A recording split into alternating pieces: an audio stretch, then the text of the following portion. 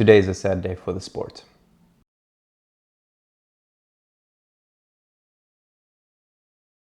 So let's address the elephant in the room. Kento Momota was involved in an accident in Malaysia where unfortunately the driver passed away, so condolences to his family. And in the car were also traveling Japanese coach Yu Hirayama, trainer Akifumi Morimoto, and William Thomas of England. Besides the terrible incident with the driver, it seems like the other passengers are safe. Kento Momota, I've seen reports that he broke his nose, he broke his cheekbone, but then I have other reports saying that it was light injuries, only some lacerations in the face. It's still not clear until now what is his situation. What we do know is he probably will not be participating in the Indonesia Masters, which is now, and we'll see how quick he recovers. The Badminton Association of Malaysia's Facebook is always updating with new information, but we don't know. So it's an unfortunate event, but let's move on to what happened on the weekend before this terrible accident. So it was just last month that we had the final of the BWF Tour, World Tour 2019, and it feels like these tours are too much on top of each other. It didn't even give me time to miss the tour. So this weekend we had the Malaysian Tour. It was interesting. The winners were Kento Momota in singles, Chia Yufei with a repetition of actually the final in the previous month against Tai Tzu Ying. Men's double we had Kim Ji-young and Lee Yong-dae winning, which was surprising that the Minions didn't win. And women's doubles we had Lee Wen-mei and Zheng Yu. And in mixed doubles, Zheng Si-wei and Huang Ya-kyung. This week we have the Indonesian Open. It's gonna be, the right word is not interesting. It's gotta be an opportunity for other players to win, seeing that Kento Momota is out. Kento Momota played the final against Viktor Axelsen, and Viktor Axelsen, how should I put this? Okay, Kento Momota is hard to win. Everyone knows that.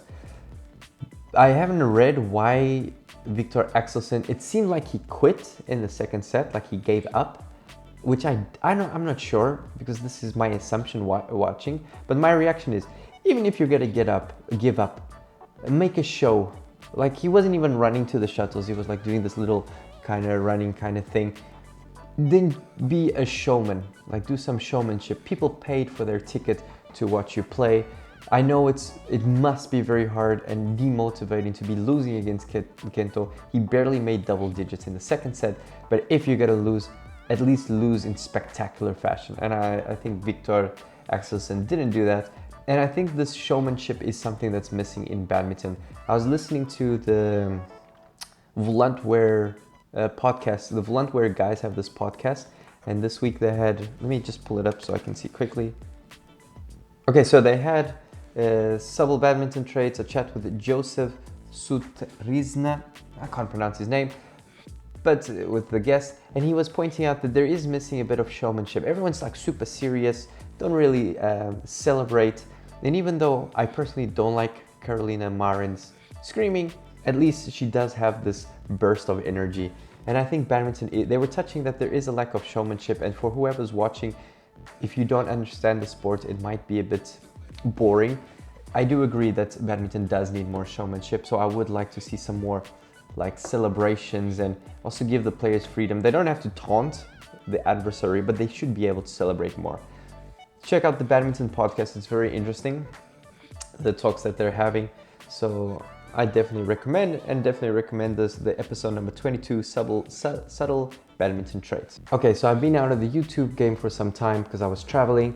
So videos that are worth mentioning is Poison Cobra's SHB 65ZM2 review, always good with his videography.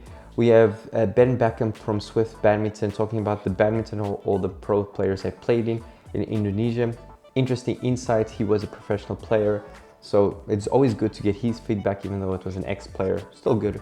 We have Viktor Axelsen teasing up a new video. It seems like we're in the era of the duos. We have Poison Cobra and Fifi. We have Swift Badminton guy and Ben Beckham. Now we have Sean Casey and Viktor Axelsen making videos. So let's see if Badminton with Jeffrey still plays alone or he'll also get a duo. I need a duo. At least I want to pronounce the doubles names, or could talk about the doubles, because I don't really follow doubles. So if you're interested in making the doubles part of these weekly videos, comment, not subscribe, sorry. All right, this week we have reacting to my my match against the Olympic champion Cheng Long by Ben Beckham by Swift Badminton. We have How to Get a Powerful Smash by Victor Axelsen when he explains some exercises. And curiously, we have by Camille Bourse, Improve Your Smash at Home. So Victor Axelsen makes a video, Camille Bourse makes a video. I don't know if I've noticed this trend before. I have a feeling I have, but I don't know. Is it a grab for views? Not sure. Swift Badminton seems to be going on this trend to kind of establish Ben Beckham, which is to really show, all right, I have credibility because I did play on the international stage, which I think is great. And if it helps the channel and if people believe more in them, I think it's a good idea. That's all for YouTube. Let's move on to the news section. So besides the news about Kento Momota, we have some gear news. Yonex Comfort Z2 shoes came out. Version for men, version for women. It's the YPCC Z2M. Looks pretty cool. Check them out here. In GBN news, so I had the grip review, which then I discovered that the sound was all damaged. So I decided to redo that whole thing.